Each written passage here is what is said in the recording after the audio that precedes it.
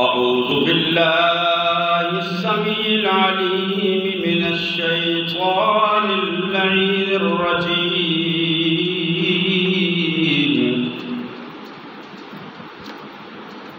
بسم الله الرحمن الرحيم.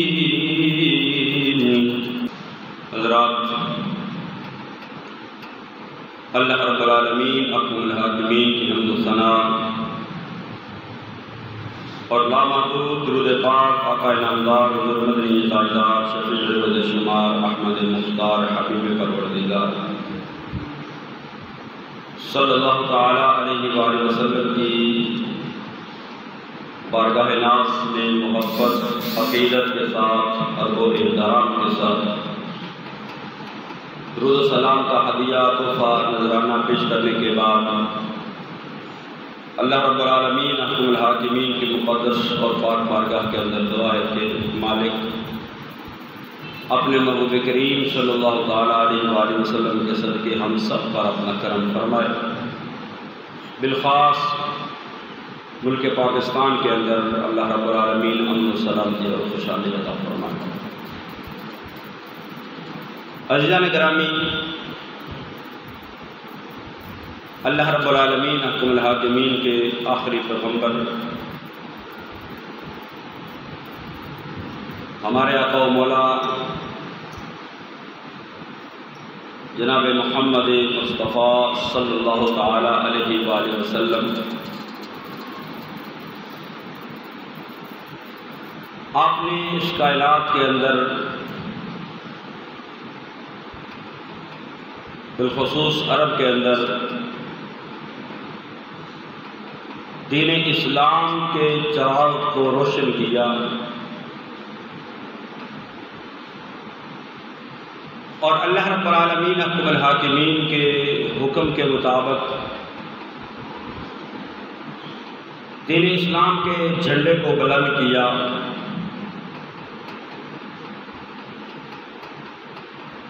ظاہری حیات طیبہ 63 برس پوری ہونے کے بعد آقا دو جہاں صلی اللہ تعالیٰ علیہ وآلہ وسلم اس دنیا سے پردہ فرما گئے. نبی کریم صلی اللہ تعالیٰ علیہ وآلہ وسلم کے وصال کے بعد آقا دو جہاں صلی اللہ تعالیٰ علیہ وآلہ وسلم کے عطا کردہ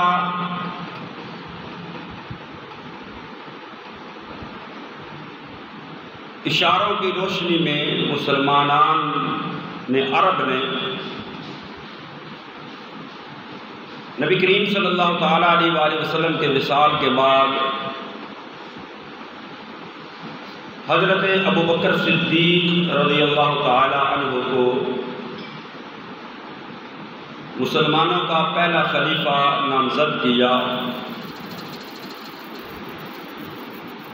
نبی کریم صلی اللہ تعالی علیہ وآلہ وسلم کے وصال کے بعد امیر المؤمنین حضرت ابو بکر صدیق رضی اللہ تعالی عنہ خلیفہ بلا فصل منتخب ہوئے. حضرت ابو بکر صدیق کے اس دنیا سے چلے جانے کے بعد حضرت عمر فاروق، پھر حضرت عثمان غنی اور پھر مولا کائنات حضرت علی المرتضیٰ شیر خدا کرم اللہ تعالی وجہ الکریم اور مولا کائنات حضرت علی المرتضیٰ شیر خدا کی شہادت کے بعد 6 مہینے حضرت امام حسن کی خلافت قائم رہی. یہ دور خلافت نبی کریم صلی اللہ تعالیٰ علیہ وآلہ وسلم کی احادیث کی روشنی میں جو خلافت راشدہ کا دور تھا وہ حضرت امام حسن رضی اللہ تعالی عنہ کی 6 مہینے کی خلافت کے ساتھ مکمل ہوتا ہے۔ حضرت امام حسن نے آقا دو جہاں صلی اللہ تعالی علیہ وآلہ وسلم کے فرمان کو پورا کرتے ہوئے 6 مہینے کے بعد خلافت اور حکومت حضرت امیر معاویہ کے سپرد کر دیں۔ خلافت راشدہ کا دور حضرت امام حسن کی 6 مہینے کی خلافت پر ختم ہو گیا اور اس کے بعد ملوکیت اور بادشاہت کے دور کا آغاز حضرت امیر معاویہ کی بادشاہت اور حکومت سے شروع ہوا۔ حضرت امیر معاویہ کے دور حکومت کے دوران حضرت امام حسن اور حضرت امام حسین دونوں شہزادوں کی بارگاہ میں حضرت امیر معاویہ کی طرف سے نذرانے اور تحفے پیش کیے جاتے رہے، اور جب حضرت امیر معاویہ اس دنیا سے رخصت ہوئے تو حضرت امیر معاویہ کے بعد ان کا بیٹا یزید، جو ایک نالائق اور دین اسلام کی حدوں کو توڑنے والا شخص تھا، وہ تخت نشین ہوا۔ نبی کریم صلی اللہ تعالی علیہ وآلہ وسلم کے وصال مبارک کے 50 سال بعد یہ کربلا کا معرکہ رونما ہوا، جس کے اندر اس بدبخت اور لعین شخص نے نبی کریم صلی اللہ تعالی علیہ وآلہ وسلم کے نواسے حضرت امام حسین اور آپ کے ساتھیوں کو سفر کی حالت میں عراق کے اندر کوفے سے کچھ فاصلے پر کربلا کے میدان کے اندر ظلم کے ساتھ شہید کیا گیا۔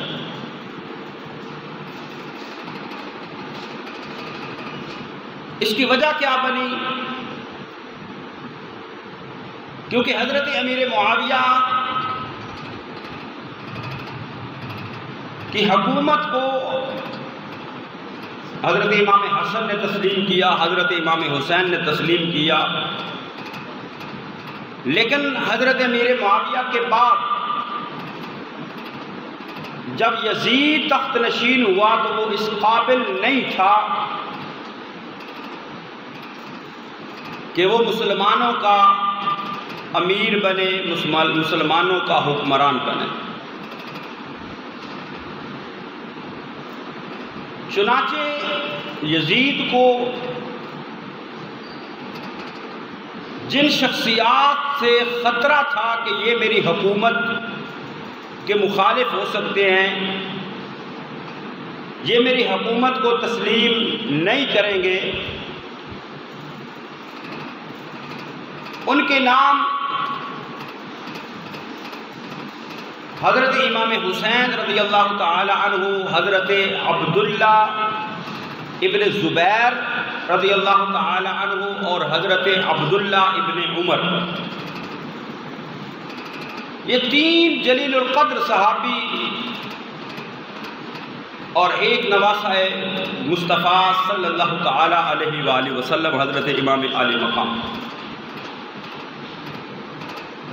یزید کو اس بات کا پختہ یقین تھا کہ اگر ان لوگوں نے میری حکومت کو تسلیم کر لیا تو پھر میری حکومت قائم ہونے میں کوئی چیز بھی رکاوٹ نہیں رہے گی۔ لیکن ہو سکتا ہے کہ ان تینوں میں سے کوئی بھی جو ہے وہ میرے خلاف بغاوت نہ کر دے، کوئی بھی میرے خلاف جو ہے وہ خلافت کا دعویٰ نہ کر دے، اس لیے اس نے سب سے پہلے ان ہستیوں سے بیعت لینے کا حکم نامہ مدینہ کے گورنر ولید بن عقبہ کی طرف جاری کیا۔ اس وقت جو مدینہ کا گورنر تھا ولید بن عقبہ، اس کی طرف یہ حکم نامہ جاری کیا کہ یہ 3 نام ہیں،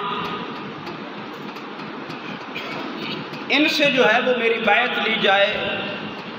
کیونکہ حضرت امیر معاویہ کا وصال ہو گیا ہے، اب میری حکومت ہے، میں تخت نشین ہوں، لہذا ان سے جو ہے وہ بیعت لی جائے۔ تو جب ولید بن عقبہ کے پاس یزید کا یہ حکم نامہ پہنچا تو اس نے ان تینوں ہستیوں کو بلایا، حضرت امام حسین، حضرت عبداللہ ابن زبیر، یہ رسول اللہ صلی اللہ تعالیٰ علیہ وآلہ وسلم کے پھپھوزاد ہیں، اور حضرت عبداللہ ابن عمر یہ امیر المؤمنین خلیفہ ثانی حضرت عمر فاروق کے شاگرد ہیں، اور حضرت امام حسین رسول اللہ صلی اللہ تعالیٰ علیہ وآلہ وسلم کے نواسے ہیں۔ جب ولید نے حضرت امام حسین کو دارالامارت میں بلایا، گورنر ہاؤس میں بلا کر حضرت امیر معاویہ کے وصال کی خبر دی اور یزید کے تخت نشین ہونے کی اطلاع دی، اور یزید کی طرف سے حکم نامہ جو ہے وہ یہ پڑھ کر سنایا کہ مجھے یزید کی طرف سے حکم ہے کہ آپ سے بیعت لیں۔ آپ نے فرمایا یزید اس قابل نہیں کہ اس کی بیعت کی جائے، اس کو خلیفہ مانا جائے، اور میں اس طرح بند کمرے کے اندر اکیلے بیعت نہیں کروں گا، ہاں مجمع عام میں سارے لوگوں کے سامنے اگر سب وہاں یہ بات کرو تو پھر، لیکن حضرت امام حسین نے، امام علی مقام نے، حضرت عبداللہ ابن زبیر نے، حضرت عبداللہ ابن عمر نے، ان سب نے بیعت یزید سے انکار کر دیا۔ اب امام علی مقام امام حسین رضی اللہ تعالی عنہ نے اس بات کے پیش نظر کہ اب مجھ پر جبر کیا جائے گا، بیعت لینے کے لیے مجھے مجبور کیا جائے گا، اور یہ مصطفیٰ کریم صلی اللہ تعالیٰ علیہ وآلہ وسلم کا شہر ہے، اس کے اندر بدامنی پیدا نہ ہو، حالات خراب نہ ہو، تو امام علی مقام امام حسین رضی اللہ تعالی عنہ نے مدینہ طیبہ چھوڑ کر مکہ کی طرف ہجرت کی۔ ایک وقت تھا رسول اللہ صلی اللہ تعالی علیہ وآلہ وسلم نے مکہ چھوڑ کر مدینہ کی طرف ہجرت کی، آج ایک وقت آیا ہے کہ نواسہ مصطفیٰ صلی اللہ تعالی علیہ وآلہ وسلم کو مدینہ چھوڑ کر مکہ کی طرف ہجرت کرنا پڑے۔ جب مکہ کی طرف ہجرت کی، مکہ پہنچے تو یہ ذوالحج کے ایام تھے۔ جب امام علی مقام امام حسین رضی اللہ تعالی عنہ مکہ کے اندر پہنچے تو وہاں کوفہ کے لوگوں کے خطوط آنا شروع ہو گئے۔ کوفہ کے لوگوں نے یہ خط لکھ کر بھیجنا شروع کر دیے کہ اے امام حسین رضی اللہ تعالی عنہ، ہم یزید کی حکومت سے خوش نہیں، ہم اس کی بیعت نہیں کرنا چاہتے، ہم اس کو اپنا حکمران تسلیم نہیں کرتے، لہذا ہم آپ کے والد حضرت علی المرتضیٰ شیر خدا کے چاہنے والے ہیں، ماننے والے ہیں، ہم آپ کو اپنا خلیفہ اور امیر مانتے ہیں، لہذا آپ تشریف لائیں، ہم آپ کی بیعت کریں گے۔ مکہ کے اندر جو ہے وہ خطوط کا سلسلہ بڑی تیزی کے ساتھ اور بڑی کثرت کے ساتھ جو ہیں وہ خطوط مکہ کے اندر پہنچنا شروع ہو گئے۔ اب رسول اللہ صلی اللہ تعالیٰ علیہ وآلہ وسلم کے صحابہ بھی موجود ہیں، تو حضرت امام علی مقام امام حسین رضی اللہ تعالیٰ عنہ نے صحابہ کرام سے مشورہ کیا کہ یہ صورتحال ہے، یزید جو ہے وہ اپنی بیعت لینے کے لیے مجھ پر زور ڈال رہا ہے، اور کوفہ کے لوگ جو ہیں وہ اس کی حکومت کو تسلیم نہیں کر رہے، اور مجھے جو ہے وہ کوفہ آنے کے لیے اصرار کر رہے ہیں۔ تو یہاں ایک شرعی مجبوری بھی تھی حضرت امام علی مقام امام حسین کے لیے، اگر کوئی جابر اور ظالم حکمران ہو اور اس کے مقابلے میں ایک اہل شخص ہو اور وہ قدم نہ اٹھائے، تو لوگ اگر اس جابر ظالم یا فاسق شخص کے ماتحت ہو جائیں اور اصرار کے باوجود، تو پھر وہ شخص اللہ کے ہاں جو ہے وہ جواب دہ ہوگا۔ تو حضرت امام علی مقام امام حسین رضی اللہ تعالی عنہ نے صحابہ کرام سے مشورہ کیا کہ اگر میں کوفے کی طرف نہیں جاتا تو کل قیامت والے دن میں اپنے پروردگار کے سامنے کیا جواب دوں گا کہ جب لوگ اصرار کر رہے ہیں کہ اے امام حسین، ہم یزید کی بیعت نہیں کرنا چاہتے، ہم یزید کو خلیفہ نہیں مانتے، یزید کو حکمران نہیں مانتے، اس کی بعد اعمالیوں کی وجہ سے ہم آپ کی بیعت کریں گے، آپ تشریف لے آئیں، اگر میں نہیں جاؤں گا کل قیامت والے دن یہ لوگ جب اللہ کی بارگاہ میں شکایت کر دیں گے تو وہاں میں کیا جواب دوں؟ تو تمام تر صحابہ کرام نے، جن کے اندر بڑے بڑے جلیل القدر صحابہ کرام ہیں، جن کے اندر حضرت عبداللہ ابن عباس ہیں، حضرت عبداللہ ابن عمر ہیں، حضرت جابر ہیں، حضرت ابو سعید خدری ہیں، حضرت ابو واقد لیثی ہیں، یہ اجلہ صحابہ کرام ہیں، انہوں نے آپ کو کوفہ کی طرف جانے سے منع کیا کہ ہم کوفیوں کی فطرت سے واقف ہیں، کوفیوں کی نیچر سے واقف ہے کہ کوفی جو ہے وہ کسی کے ساتھ وفا نہیں کرتے، کوفی کسی کے ساتھ وفا نہیں کرتے، کوفیوں کی بے وفائی مشہور ہے۔ اس سے پہلے حضرت علی المرتضیٰ شیر خدا کے ساتھ انہوں نے بے وفائی کی، لہٰذا آپ نہ جائیں۔ اہل کوفہ کے خطوط اور ان کا اصرار اور صحابہ کرام رضوان اللہ تعالی علیہ مجمعین کا منع کرنے پر اصرار، تو حضرت امام علی مقام نے پھر یہ فیصلہ کیا کہ میں خود نہیں جاتا، اپنی طرف سے کسی کو نائب مقرر کر کے بھیجتا ہوں۔ حضرت مسلم بن عقیل کا نام جو ہے وہ سامنے آیا کہ حضرت مسلم بن عقیل کو بھیجا جائے، وہ حالات کا جائزہ لیں، اگر حالات سازگار ہوں تو پھر آپ سفر کر سکتے ہیں، کیونکہ صحابہ کرام کے سامنے وہ مصطفیٰ کریم صلی اللہ تعالیٰ علیہ وآلہ وسلم کے فرامین تھے، جس میں مصطفیٰ کریم صلی اللہ علیہ وسلم نے ارشاد فرمایا کہ 60 ہجری کے اندر میرے اس نواسے کو شہید کر دیا جائے گا۔ اب 60 ہجری تھی، تو حضرت مسلم بن عقیل جو حضرت امام علی مقام امام حسین کے والد گرامی حضرت علی المرتضیٰ شیر خدا کے بھائی حضرت عقیل بن ابی طالب کے بیٹے،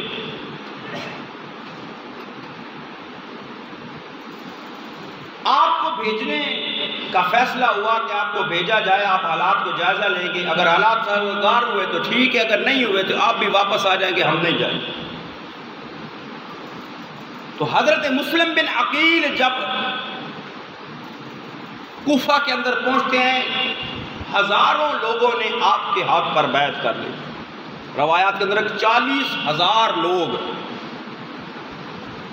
انہوں نے بیعت کر لی کہ ہم آپ کو امام علی مقام امام حسین کے نائب کے طور پر تسلیم کرتے ہیں، اور جب امام پاک آئیں گے ہم ان کے ہاتھ پر بیعت کریں گے۔ 40,000 لوگ۔ اب جب حضرت مسلم بن عقیل نے یہ حالات دیکھے کہ ہزاروں لوگ جو ہے وہ ہمارے چاہنے والے ہیں، ہمارے ساتھ محبت کرنے والے ہیں، بیعت کرنے والے ہیں، تو انہوں نے حضرت امام علی مقام امام حسین کو خط لکھ دیا کہ اے امام، یہاں پر حالات سازگار ہیں، آپ تشریف لے آئیں۔ ادھر یزید کو اطلاع ملی کہ کوفہ کے اندر امام حسین کے نائب مسلم بن عقیل جو ہے وہ تشریف لا چکے ہیں، ہزاروں کی تعداد میں لوگ جو ہیں وہ بیعت کر چکے ہیں۔ اب اس کو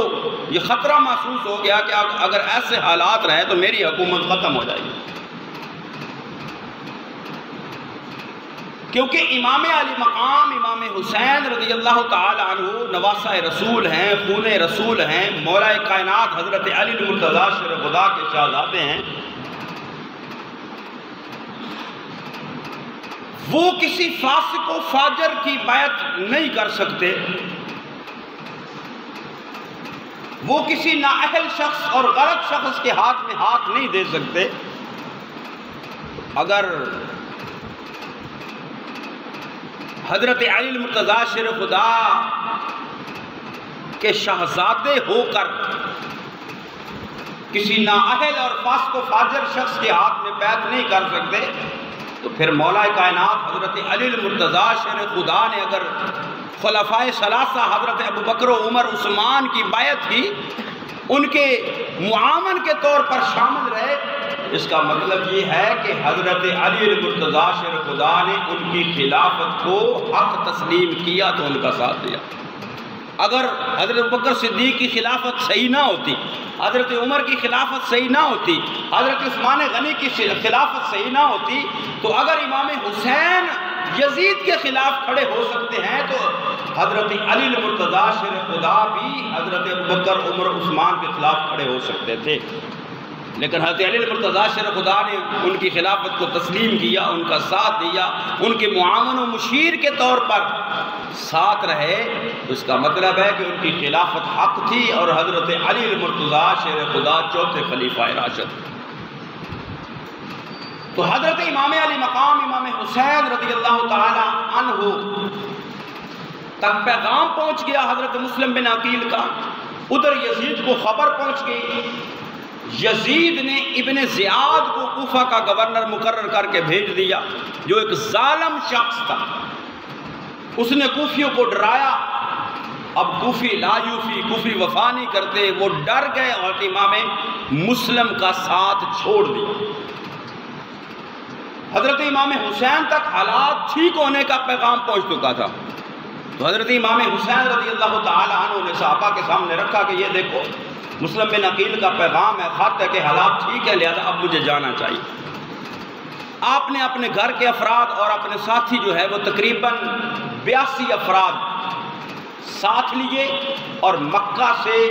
کوفہ کی طرف سفر شروع کر دیا۔ راستے کے اندر جو ہے وہ حضرت مسلم بن عقیل کی شہادت کی اطلاع ملی۔ جب حضرت مسلم بن عقیل کی شہادت کی اطلاع ملی تو پھر آپ نے اپنے ساتھیوں سے مشورہ کیا کہ بھئی اب کیا کرنا چاہیے۔ ایک موقع پر یہ بھی مشورہ ہوا کہ اب یہیں سے واپس چلے جائیں، لیکن حضرت مسلم بن عقیل کے جو رشتہ دار تھے، جو ساتھی تھے، خاندان کے لوگ تھے، انہوں نے کہا کہ ہم ایسے واپس نہیں جائیں۔ تو بالآخر یہ فیصلہ ہوا کہ ہم واپس نہیں جائیں گے بلکہ کوفے کی طرف سفر کریں گے۔ سفر جاری رہا اور 2 محرم الحرام 61 ہجری کے اندر حضرت امام علی مقام امام حسین کا قافلہ جو ہے کربلا کے مقام پر پہنچا۔ اب پھر وہ ابن زیاد کی طرف سے بیعت لینے کا جو ہے وہ پیغام اور حکم نامہ، حضرت امام علی مقام نے فرمایا کہ بھئی اگر بیعت کرنی ہوتی تو میں مدینے کے اندر ہی بیعت کر لیتا، مکے کے اندر ہی بیعت کر لیتا، مجھے یہاں سفر کر کے آنے کی کیا ضرورت ہے؟ میں ایسے شخص کے ہاتھ میں ہاتھ نہیں دے سکتا جو فاسق و فاجر ہو۔ شرائط مقرر ہوئی، حضرت امام علی مقام نے فرمایا کہ مجھے وہاں تک جانے دو، یزید کے پاس، میں خود اس سے بات کروں گا، یا مجھے جو ہے وہ کسی اسلامی سرحد کی طرف جانے دو، لیکن انہوں نے کہا کہ نہیں، یا بیعت کرو تو یا ہمارے ساتھ مقابلہ کرو۔ حکم یزید کا تھا اور اس پر عمل درآمد کروانے کے لیے ابن زیاد تھا۔ ابن زیاد نے عمر بن سعد اس کو لشکر دے کر کربلا کے میدان کے اندر بھیجا، اور کربلا وہ جگہ تھی جس کی اطلاع رسول اللہ صلی اللہ تعالی علیہ وآلہ وسلم حضرت امام علی مقام کے بچپن کے اندر دے چکے تھے۔ ام المؤمنین حضرت ام سلمہ اور نبی کریم صلی اللہ تعالی علیہ وآلہ وسلم کی چچی حضرت ام فضل حضرت عباس کی زوجہ، ان سے روایات کے اندر یہ بات احادیث کے اندر موجود ہے کہ رسول اللہ صلی اللہ تعالی علیہ وآلہ وسلم حضرت امام حسین کو بچپن کے اندر ہی گود کے اندر اٹھایا ہوا ہے، اور جبریل نے آ کر اطلاع دی کہ یا رسول اللہ صلی اللہ تعالی علیہ وآلہ وسلم آپ کے اس نواسے کو، آپ کے اس بیٹے کو کربلا کے میدان کے اندر شہید کیا جائے۔ اب وہ وقت آ گیا، کربلا کے میدان کے اندر مصطفیٰ کریم صلی اللہ تعالی علیہ وآلہ وسلم کے نواسے حضرت امام علی مقام حضرت امام حسین رضی اللہ تعالی عنہ اپنے ساتھیوں کے ساتھ موجود ہوئے، مذاکرات ہو رہے ہیں، بات چیت ہو رہی ہے ان کے ساتھ، لیکن ابن زیاد اور عمر بن سعد کے ساتھی وہ اس بات پر اڑے ہوئے تھے کہ نہیں آپ بیعت کریں، لیکن حضرت امام علی مقام فرماتے ہیں کہ میں اس طرح بیعت نہیں کروں گا۔ یزیدی لشکر، یزیدی فوج وہ بھی کربلا کے میدان کے اندر، اور حضرت امام علی مقام امام حسین رضی اللہ تعالی عنہ بھی کربلا کے میدان کے اندر اپنے خیمے لگا کر، تو بالآخر 10 محرم کی وہ رات، 10 محرم سے پہلے جو رات ہوتی ہے 9 اور 10 کے درمیانی رات، وہ رات آئی۔ حضرت امام علی مقام امام حسین رضی اللہ تعالی عنہ نے اپنے ساتھیوں کو جمع کیا، اپنے ساتھیوں کو، اپنے خاندان کے لوگوں کو جمع کر کے حضرت امام علی مقام نے فرمایا کہ بھئی اب صبح مقابلہ، صبح لشکر یزید کے ساتھ جو ہے وہ آمنا سامنا ہے، یہ رات کا وقت ہے، تاریکی ہے، میں دیا بجھا دیتا ہوں، جس کا دل کرے وہ یہاں سے واپس جا سکتا ہے۔ تو آپ کے بیٹوں نے، آپ کے بھتیجوں نے، آپ کے بھانجوں نے، آپ کے ساتھیوں نے، سب نے یہی کہا کہ اے امام، ہماری زندگی میں ایسا دن کبھی نہ آئے کہ آپ نہ ہوں اور ہم زندہ رہیں، آپ کے بعد ہمارا زندہ رہنا کوئی معنی نہیں رکھتا، ہمارے لیے وہ زندگی کا دن منحوس ترین دن ہوگا جس دن آپ موجود نہ ہوں اور ہم دنیا کے اندر موجود رہیں، لہذا ہم آپ کو چھوڑ کر نہیں جائیں گے، ہم آپ کے ساتھ مقابلہ کریں گے۔ تو 10ویں محرم الحرام کو حضرت امام علی مقام کے ساتھی ایک ایک کر کے شہید ہوتے گئے، بالآخر حضرت امام علی مقام امام حسین رضی اللہ تعالی عنہ کو بھی شہید کر دیا گیا۔ تو یزید وہ بدبخت اور لعین شخص ہے، وہ سیاہ کرتوت والا وہ شخص ہے جس کے ماتھے پر اہل بیت مصطفیٰ صلی اللہ تعالی علیہ وآلہ وسلم کو شہید کرنے کا، قتل کرنے کا سیاہ داغ ہے۔ اور پھر یزید نے یہاں تک حضرت امام علی مقام امام حسین رضی اللہ تعالی عنہ کو شہید کرنے کے بعد بھی بس نہیں کی کہ حضرت امام حسین شہید ہو گئے، اب بس میں اپنی حکومت کروں، نہیں۔ جب حضرت امام علی مقام امام حسین رضی اللہ تعالی عنہ کی شہادت کی خبر مدینہ شریف پہنچتی ہے تو وہاں حضرت عبداللہ ابن زبیر انہوں نے لوگوں کو جمع کیا، اکٹھا کیا کہ نواسہ مصطفیٰ صلی اللہ تعالی علیہ وآلہ وسلم کو ظلم کے ساتھ شہید کر دیا گیا ہے، لہذا ہمیں ان کا بدلہ لینے کی ضرورت ہے۔ اس بات کو روکنے کے لیے یزید نے مدینہ طیبہ کے اوپر بھی چڑھائی کی۔ اگر صرف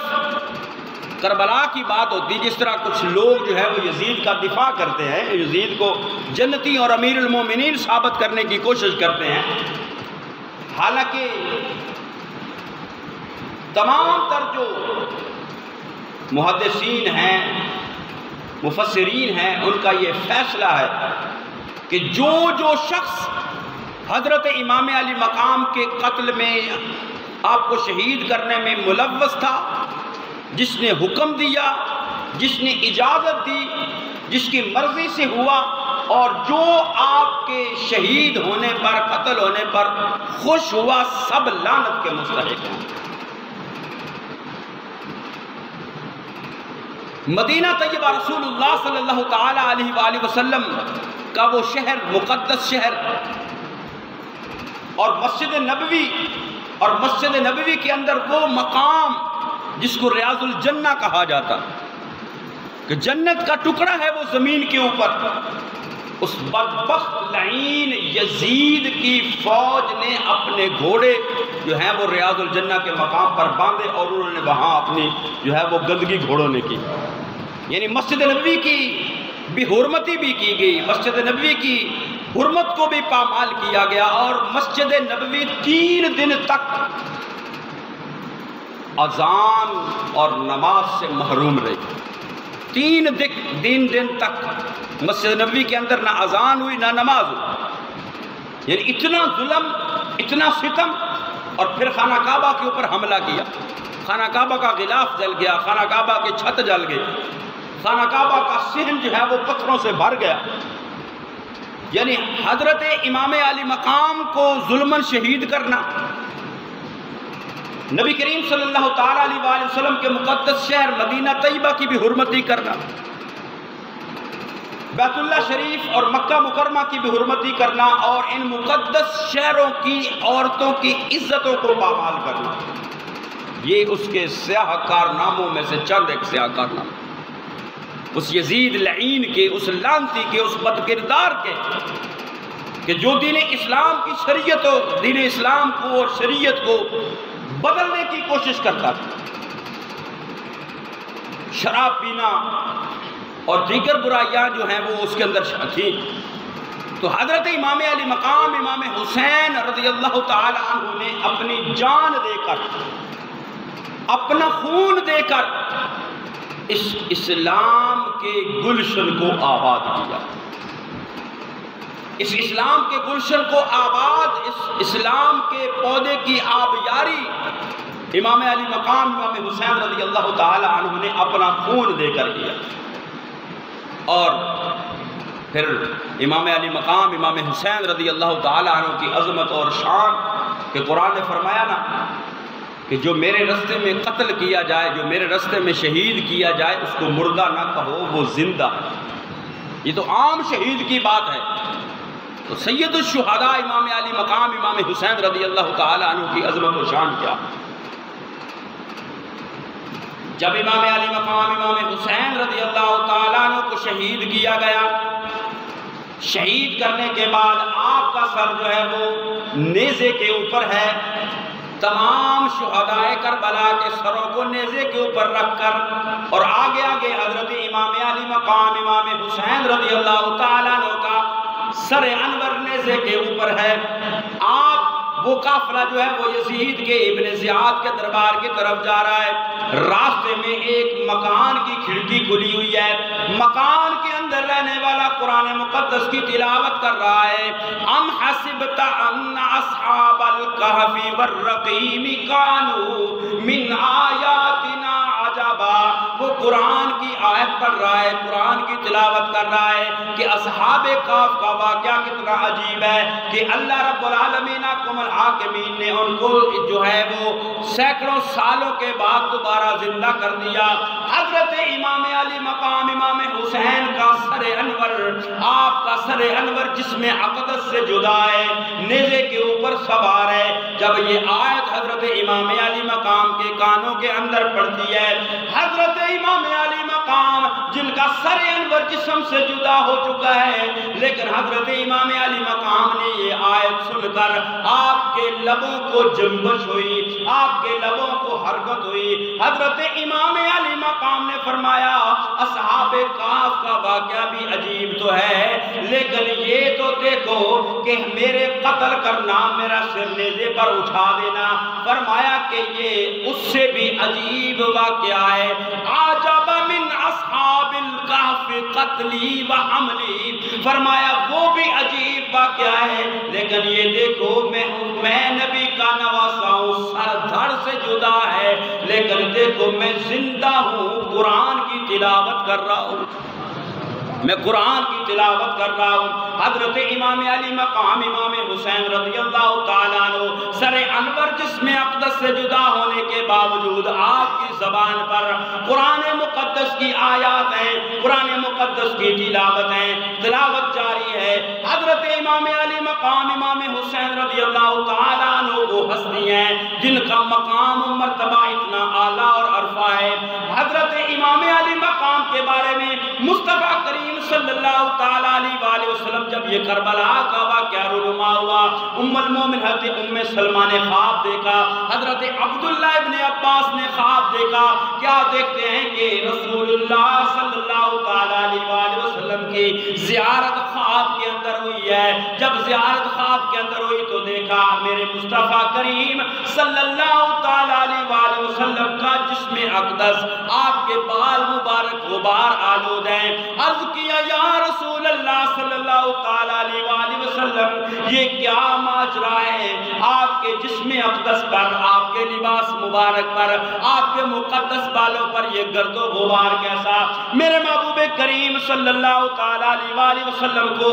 حضرت ام سلمہ بیان کرتی ہیں، رأیت رسول اللہ صلی اللہ تعالیٰ علیہ وسلم تعینی فی المنام وعلی رأسہ وَلِحْيَتِهِ التُّرَابِ فَقُلْتُ مَا لَكَ یا رسول اللہ، جب ایسی کیفیت میں دیکھا پوچھا یا رسول اللہ یہ کیا معاملہ ہے؟ آقا نے فرمایا قَالَ شَهِدْتُ قَتْلَ الْحُسَيْنِ آنِفًا، میرے محبوب نے فرمایا میں ابھی ابھی حسین کو شہید ہوتا دیکھ کر آ رہا ہوں۔ کربلا کے میدان کے اندر جب حضرت امام علی مقام کی شہادت ہو رہی ہے، میرے مصطفیٰ کریم صلی اللہ تعالیٰ علیہ وآلہ وسلم بھی موجود ہیں، حضرت علی المرتضیٰ شیر خدا بھی موجود ہیں، سیدہ طیبہ سیدہ فاطمہ الزہرا بھی موجود ہیں، اور اللہ کی بارگاہ میں دعا کر رہے ہیں، اے رب العالمین احکم الحاکمین، ہمارے حسین پر یہ مشکل وقت آ گیا ہے، یا رب العالمین احکم الحاکمین، اللہم اعط الحسین صبرا و اجرا، اے اللہ ہمارے حسین کو صبر بھی عطا فرما، اجر بھی عطا فرما۔ امام علی مقام کی اس شہادت کے موقع پر اور اس سے پہلے بھی زندگی کے اندر نبی کریم صلی اللہ تعالیٰ علیہ وآلہ وسلم نے یہی دعا کی، یا اللہ حسین کو صبر بھی عطا فرما، اجر بھی عطا فرما۔ اگر حضرت امام علی مقام کی شہادت کو مصطفیٰ کریم چاہتے تو ٹال سکتے تھے، یہ دعا کرتے مولا میرے حسین سے یہ مشکل وقت دور کر دے،